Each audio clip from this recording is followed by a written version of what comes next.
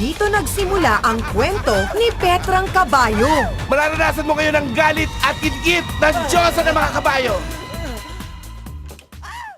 Ito ang tandaan mo. Sa tuwing magagalit ka, Iaawas ko sa swerte niya maglanta ng pagkain ha. Kabayo! Kayo ha! Pwes kayong mga mababagsik sa hayop! Mag-iingat kayo sapagkat baka mangyari sa inyo ang nangyari kay Petrang Kabayo! Bakit mo ako iniiyak? Hindi! Gusto mong baliin ko ulit mo? Baliin ko ulit mo? In-expect ko kasi sa Petrang Kabayo, parang narinig ko sa mga tao, nakakatawa siya. Kaya parang puro comedy, walang siya ng drama, tsaka magaan lang yung mga scenes. Siguro maganda siya and then nakakatawa din kasi ginawan siya ni Vice ganda ng remake. So, yun. Siguro baka hindi masyadong nakakatawa kasi given na luma nga siya, baka hindi ko magets yung humor niya. Or siguro din, kung may special effects man, hindi ganun kaganda. Pinanindigan ang ginawa mo sa kapatid ko! Dadanak ang dugo dito! Bakit? Ano ba ang ginawa ko? Aba? Nagmamangmangang ka pa? Ha? Ikaw ang ama ng magiging anak ng kapatid ko? Oh, ano na naman ang nangyari kay Petra? Nagwawala na naman. Sabihin mo sa kanya kung anong ginawa sa'yo. Sabihin mo! Makinig ka! Baka sa iba yan. Inalikan niya ako. Di ba sabi mo, kapag nahalikan ka o bubuntis ka? Nakita mo? Meron kang Ha? baby. Hinalikan mo siya, kaya nabuntis. Diba? Hinalikan ka, Ito. kaya ang feeling mo buntis ka. Ang tanga-tanga mo! Yung sa scene nung akala ni Manilyn na buntis siya kasi hinalikan siya, wala lang, natatawa ko kasi parang kababukan niya pinairal. And then naniwala agad siya. Yun, then si Roderick naman, sugod agad ng sugod, hindi pa naman sigurado. Yun. Ang cute lang nung pagiging tanga ng kapatid niya kasi nag-a-add din siya sa humor. Actually, maganda yung humor doon. Isa lang ang hihilingin ko sa'yo bago ako pumanaw. ano po yan, Itay? Huwag mo sanang pababayaan ang kapatid mong babae, si Pinky. Kasi saksakan sa katanga-tangahan yun eh. Yung nag-uusap si Roderick tsaka yung tatay niya. And then, sabi ng tatay niya na wala daw masasabi yung tatay niya sa pagpapalaki sa kanya. And nagkalintik-lintik na yung mukha niya before siya mamatay. So parang si Roderick pa yung may kasalanan. Kung ba't siya mamatay. Pero, yun, natawa ko kasi parang seryoso nung una. Yung malulungkot ka, pero di pala. Parang nagbibiruan sila, mamamatay na.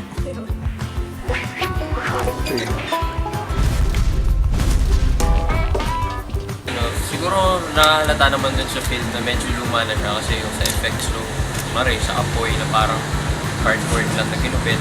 Pero nakakatawa naman talaga. Yung parang sunod-sunod yung mga scenes na nakakatawa sa kanya. Kahit medyo luma na yung film, hindi na sobrang ganda yung video.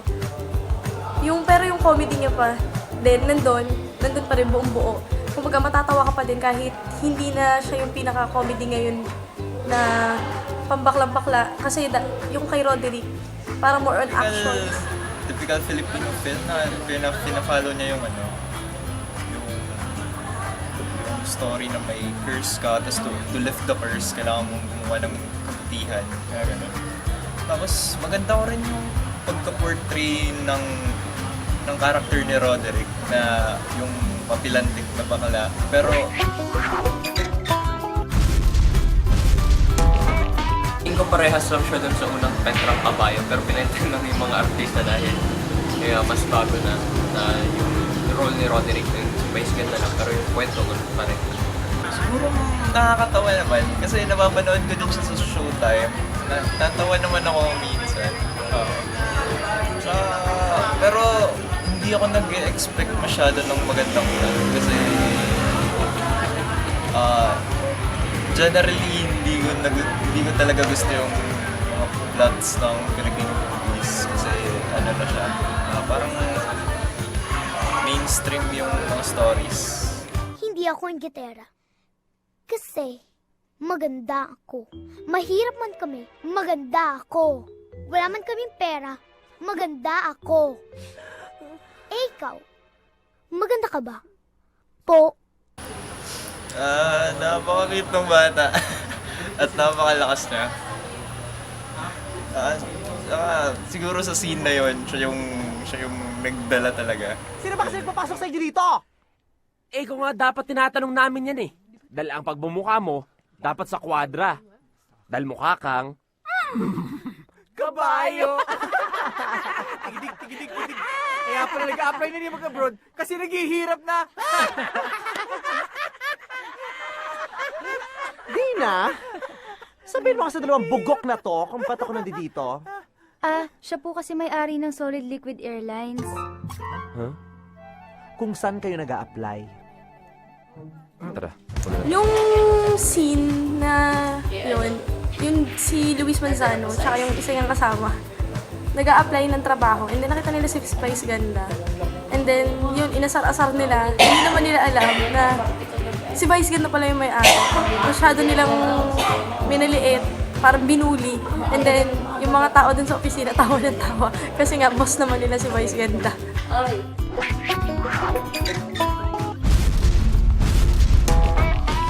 Maganda siyang palabas kaysa dun sa naunang Petrang Kabayo.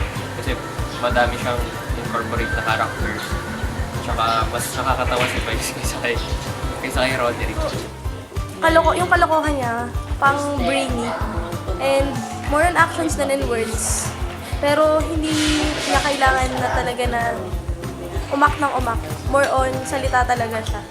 Ng mga yung nakakatawa, yung nakapambabara. Average lang. Na sakto lang pag palipas oras, pag wala kang ginagawa. Pampa-good vibes din. Tsaka okay din naman yung plot niya. Hindi naman masyadong boring. Hindi rin masyadong may appeal. Pero sakto lang.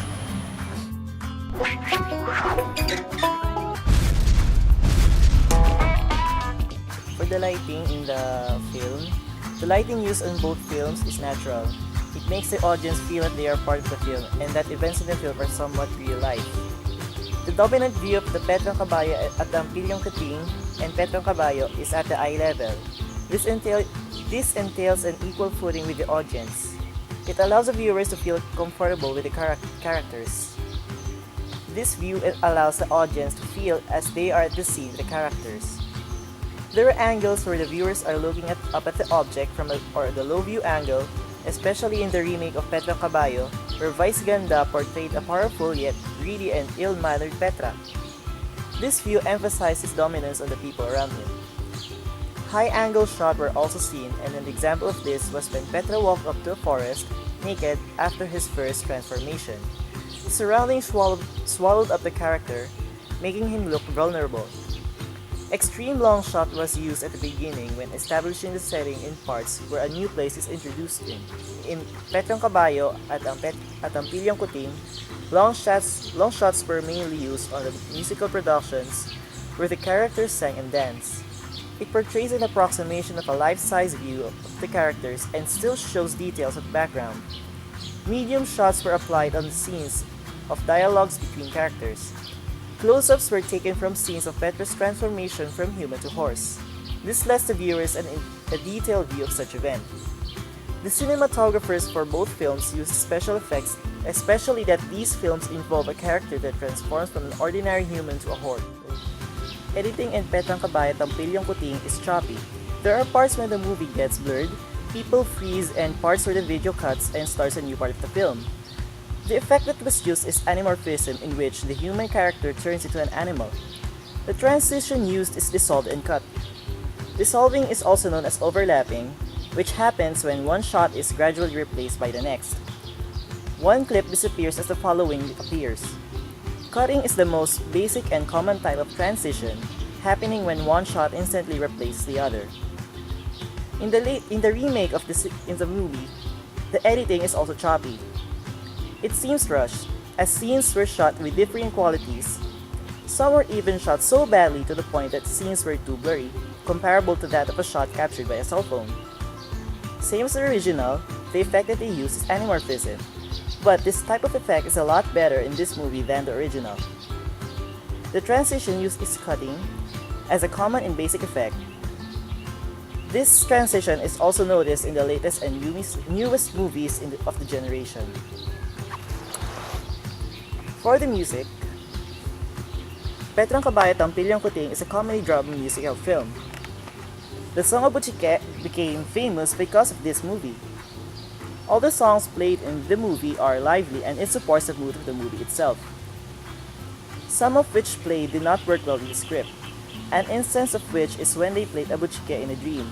It might be a part of the humor of the film, but the purpose of the music in the sequence is still vague. However, the musical pieces used in the film are good and it supports the type of the scene being shown. In the remake, the music used supports the movie's overall atmosphere. The songs used were made exactly for the movie, therefore it suits the scenes that they are being played on.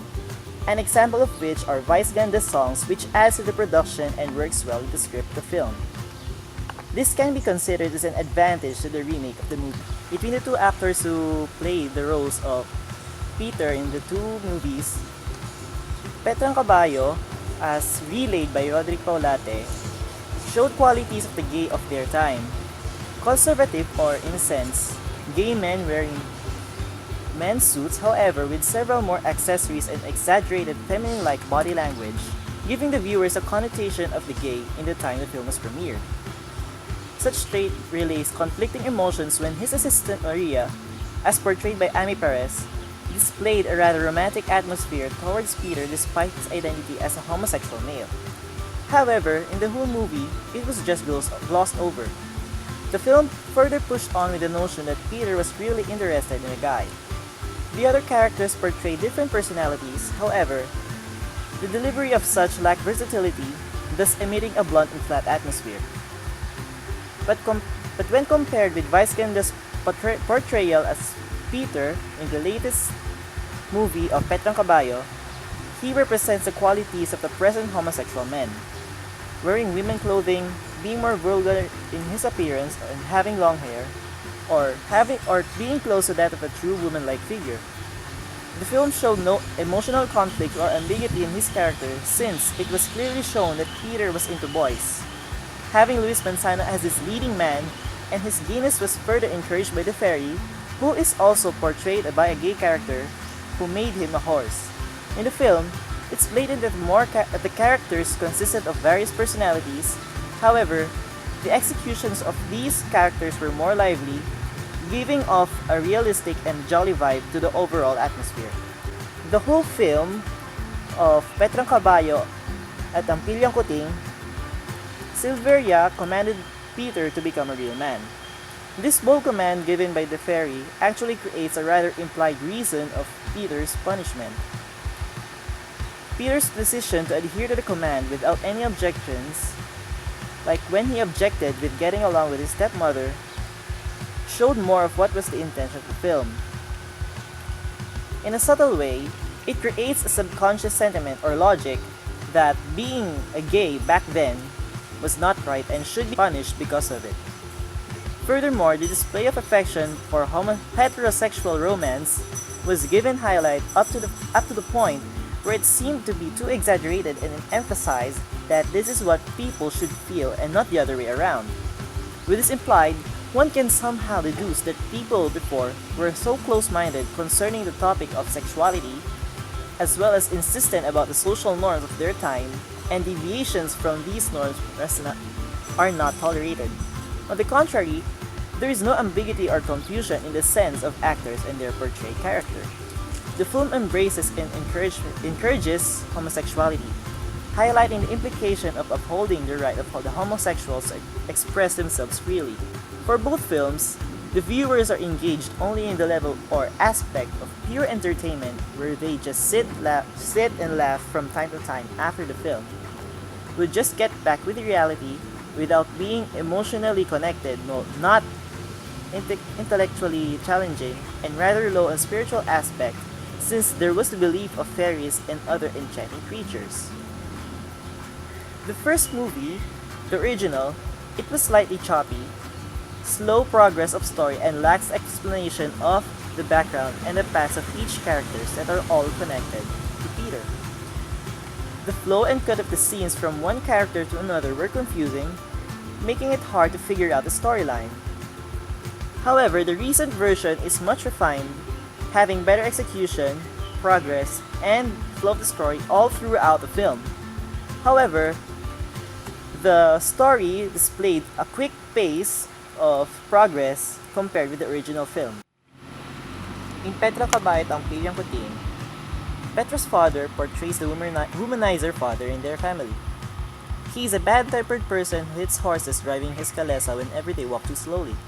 As a result, the guardian of horses, Silveria, cursed Petra to transform into a horse in his 21st birthday.